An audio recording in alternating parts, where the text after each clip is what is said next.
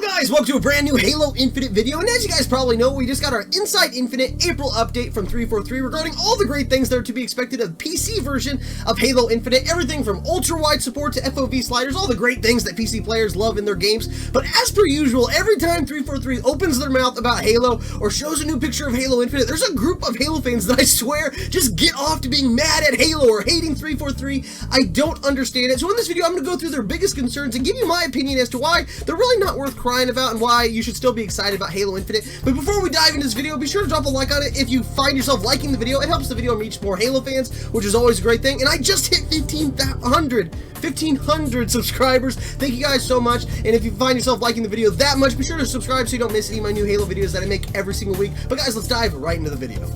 Ow.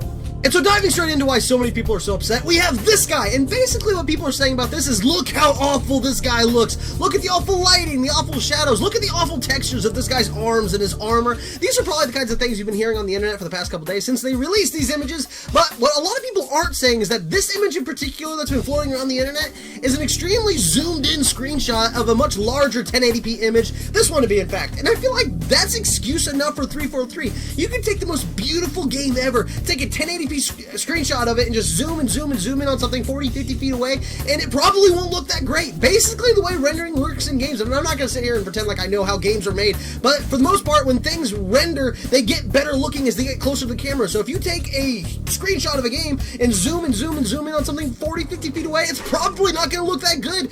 Kind of like this. And I feel like this doesn't look awful. It looks like a zoomed in picture of an image.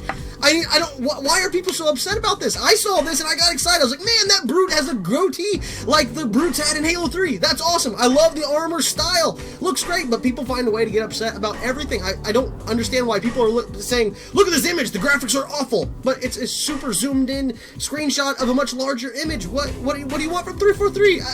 I don't understand. And for the people that are concerned about the lighting and the shadows, they even showed the settings that this image was taken in. Like, the lighting is clearly set to medium, not high, not ultra, medium. This is probably what the game is going to look like on past-gen consoles, and I feel like that looks great.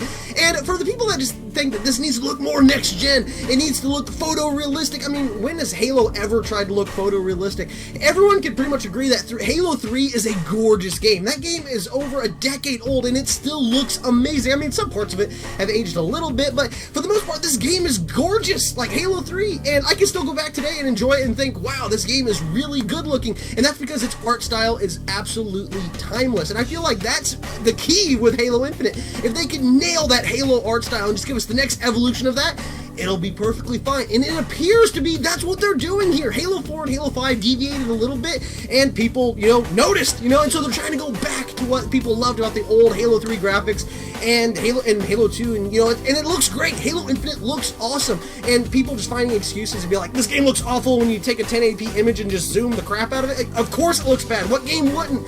I don't understand, but it's exhausting. But at the end of the day, guys, I mean, I feel like I get it. I mean, I've been playing Halo since 2001. Halo Combat Evolved in every Halo game since. I love them, but as a Halo fan, I was burned by Halo 4 and Halo 5, and it really shook my faith that 343 could deliver a great Halo game. And I've been pretty critical of those two games on my channel before, and I feel like if you're going to be a critic and complain about the things you don't like that 343 did in Halo 4 and Halo 5, you need to be able to praise them when they're actually doing things correctly. I mean, Halo Infinite, as fans, we have a very narrow perspective of that game because we don't have hands-on on it, but I mean, everything they've showed us, like them going back to the classic art style and everything they showed us with the audio team and the PC team, from our perspective, they're doing everything right. They've even delayed the game an entire year in order to deliver the game that we want and deserve.